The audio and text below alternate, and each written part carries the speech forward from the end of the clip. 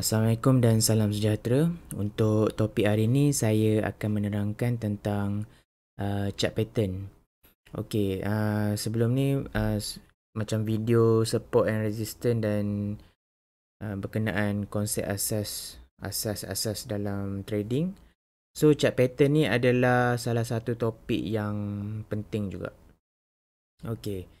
So sebelum kita masuk kepada chart pattern yang lebih dalam, sebelum tu kita kena tahu dulu apa konsep asas yang penting dalam chart pattern ni. So kita kena faham dia punya foundation dulu. Alright, untuk chart pattern, chart pattern ni dia discover masa pre-depression era. Iaitu pre-depression era ni masa tahun 90s. Maksudnya dah lama dah. Sebelum tahun 2000, bukannya chart pattern ni bukannya benda yang baru. So benda yang dah lama dah beratus-ratus tahun. So merujuk kepada konsep asas technical analysis. Sebelum ni macam kita tahu technical analysis ada 3 kan.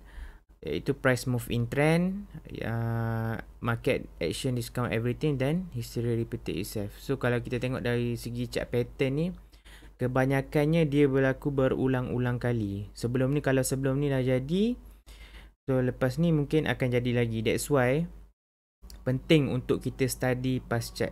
Sebab market ni dia berulang-ulang, dia history repeated itself lah. So benda tu merujuk kepada konsep asas chart pattern yang kita akan belajar hari ni. Chart pattern adalah, kalau tahu konsep second rule Wyckoff, cause vs effect. So chart pattern ni adalah effect. Dia bukan cause. Cause ni basically support supply dan demand lah. Supply dan demand tu adalah penyebab. So effect dia terbentuklah chart pattern. So chart pattern ni merupakan footprint. Kiranya macam jejak lah. Macam kita berjalan ada tapak kaki kan. So itu adalah footprint of smart money. Smart money ni big fund yang hedge fund ni, maksudnya fund yang ada big capital dan juga ada resources dari segi knowledge dan juga info, insider info, dan juga dumb money ni kita macam kita lah. Kita just buat kajian daripada technical analysis. Kita tak ada information yang tahu projek ni dapat kat company ni. So kita kategorikan retail trader ni sebagai dumb money. So dia adalah chart pattern ni adalah effect. Chart pattern ni adalah effect, bukan cause. Tapi walaupun dia effect, walaupun dia effect, kita tahu supply and demand ni tak menentukan market. Yes, supply kalau banyak harga akan turun, demand kalau banyak harga akan naik. Tapi kita tak boleh menentukan market ni dia ditentukan oleh human behavior. So bila harga dah naik tinggi, semua tamak nak masuk. Boleh lagi ke masuk?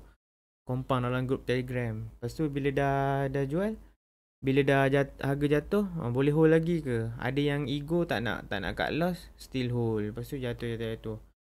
So selalunya price ni bila harga naik slow. Sebab tamak ni dia macam ambil masa sikit nak absorb. Kalau perasan. Tapi kalau kita takut terus terkejut kan. So that's why harga kalau jatuh laju, kalau naik slow. Naik macam tangga, turun macam escalator. So macam tu lah dalam market. So human behavior ni dari dulu tak berubah. Tak kisahlah bangsa apa pun, still ada perasaan yang sama. Emosi manusia ni sama saja. Ada takut, ada rasa regret kan. Bila dah naik tinggi, aduh rugilah tak masuk, rugilah masuk kecil, lepas tu masuk lagi. So benda-benda macam tu lah. Benda-benda macam tu yang akan effect and then akan membentuk chart pattern yang kita selalu nampak dalam chart. So daripada perangai-perangai manusia ni terbentuklah chart pattern. So ada banyak lah chart pattern ni. And then chart pattern ni dia remain sebagai powerful tool untuk kita entry dan exit. Kita sebagai kita punya trading edge lah. Chart pattern ni boleh digunakan untuk kita entry kita punya kita punya execute untuk kita execute trade dan juga exit. So chart pattern ni sangat penting lah. So chart pattern ni terbahagi kepada dua jenis. Okay, dua jenis. First ada reversal pattern. Okay, and then kedua ada continuation pattern. So nanti untuk next video saya akan terangkan lebih jelas lah apa itu, macam mana bentuk reversal pattern, jenis-jenis reversal pattern, dan apa dari segi volume formation dan juga bentuk price dan volume pattern yang kena ada. And then continuation pun kita akan tengok lepas ni lah. So itu adalah konsep asas chart pattern, iaitu chart pattern merupakan footprint smart money. So kita tahu daripada chart pattern tu kita tahu human behavior. So daripada chart pattern ni kita tahulah daripada segi trend tu dia nak reverse ke, dia nak continue ke, so from chart pattern ni adalah powerful tools untuk kita tahu untuk kita entry dan exit sesuatu saham. So itu sahaja untuk perkongsian hari ni. That's all from me. Thank you so much. Assalamualaikum.